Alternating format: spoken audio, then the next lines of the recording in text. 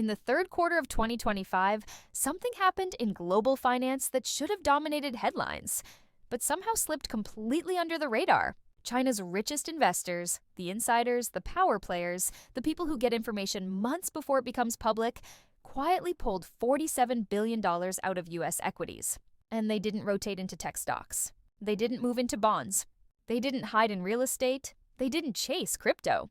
They moved it into physical gold, real metal, locked inside vaults in Hong Kong, Singapore, and Switzerland. Now you might shrug and think, okay, wealthy people shift money all the time. Tax strategy, diversification, nothing crazy. But that's exactly what people said last time. And here's where it gets uncomfortable, because this isn't a random reshuffle. This is the same pattern we saw in 2007, right before the entire financial system cracked in half.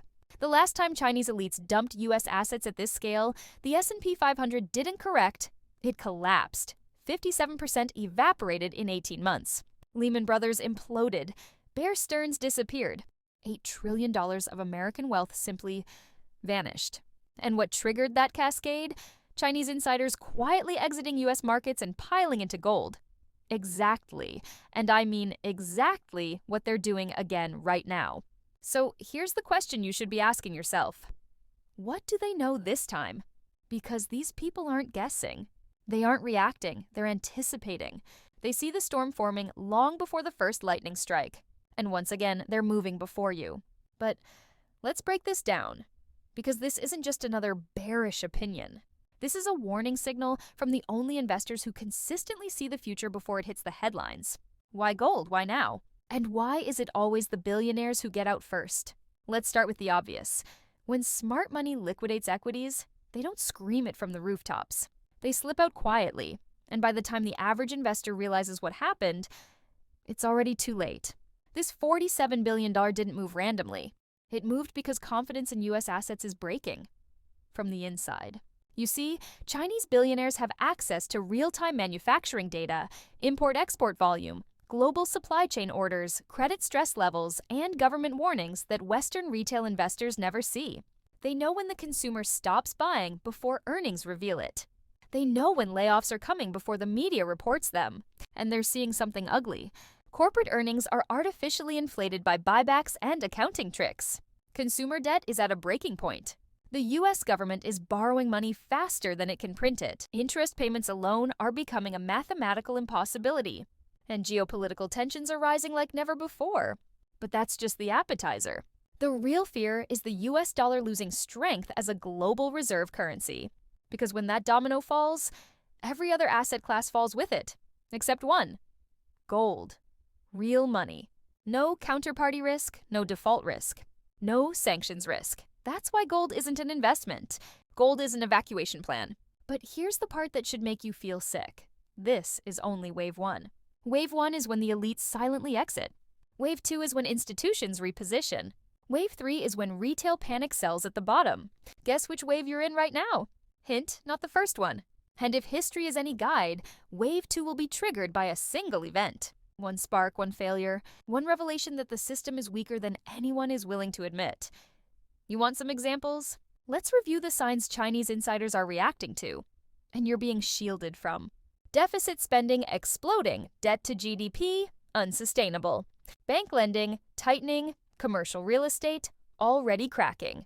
Consumer savings evaporated. Manufacturing orders falling double digits. Corporate bankruptcies rising quietly. Mortgage defaults accelerating. But you won't hear that on CNBC. Not until retail investors become the exit liquidity. Meanwhile, China is treating gold like life insurance. Because here's the cold truth. When rich people buy gold, they're not trying to get rich. They're trying to not go poor. Now let's talk timelines, because yes, there is a timeline. In 2007, Chinese money left U.S. assets. 12 months later, markets cracked. 18 months later, full collapse. Sound familiar? They're leaving again. And the countdown has already started. Let's say it clearly. 2026 isn't a prediction. It's a replay. Debt spiral, currency risk, asset bubble, geopolitical fracture. These are not accidental overlaps. They are the final stage of a credit supercycle reaching its mathematical end. The U.S. isn't adjusting policy. It isn't slowing spending. It isn't curing the disease. It's doubling down. Because it has no other choice. You know what billionaires hate? No-win situations, so they run. Silently early. Look, there's a reason only 1% of investors get richer during crashes. They don't wait for permission to move. They don't wait for the Fed to tell them it's a crisis. They don't wait for the media to confirm the panic. They don't wait for the losses to show up in their portfolios. They move when the signs are still invisible to the public. Right now, the public sees all-time highs. Soft landing, tech boom. Meanwhile, insiders are sprinting toward the exit holding bars of metal. Let me ask you something. If you believed the US economy was strong, if you believed markets were safe, if you believed inflation was defeated, would you pull $47 billion out of America and convert it into gold? No. You would only take that action if you saw a collapse coming. Not a correction. Not a dip, a collapse.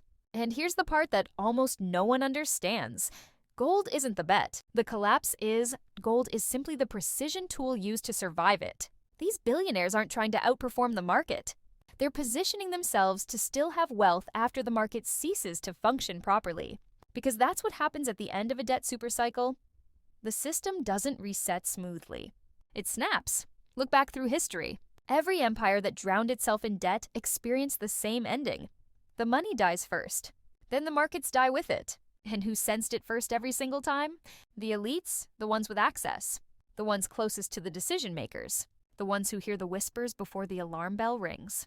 You think billionaires dump assets because of vibes? No. They dump assets because they've already accepted the outcome. And they don't care if you disagree. They don't care if you think the economy is fine. They don't care if the media tells you everything is under control. Because they know the truth. When the government borrows what it cannot repay, it repays in the only currency it can afford. Your future. Your retirement, your savings. Your purchasing power, your standard of living. Your assumptions about financial safety. All sacrificed to keep the machine running one more day. Meanwhile, the elites simply leave. They take their chips off the table and move to a new casino. So here's what you need to understand. This isn't about gold. It isn't about China. It isn't even about 2026. This is about a transfer of risk. The rich are giving that risk back to the middle class. And the middle class is too distracted to notice. But now you've seen the signal for yourself. You've seen the pattern. You've seen the money move. So what will you do with this information? Will you pretend everything is fine because pretending is easy? Will you trust the same institutions that didn't warn you in 2008, didn't warn you in 2000, and never warn you until the damage is already done? Or will you finally admit the truth? Smart money is running. You're not supposed to follow. You're supposed to stay behind and hold the bag. Because the collapse cycle only works if most people don't move, if they don't question, if they don't act. But now you know, you can't say no one told you. You can't say the signs weren't visible. You can't say the billionaires didn't warn you with their actions. History is speaking loudly. And this time, you get to choose whether you want to be a victim of the collapse or a survivor who saw it coming. But make no mistake, the second wave of capital flight is coming. When it hits, prices won't gently slide. They'll fall off a cliff. And once that happens, it's already too late. The exit door is closing. The elites are already outside. And the system is out of road. The only question left is, are you getting out while you still can? Or will you stay seated until the lights go dark? Because the countdown to 2026 has already begun.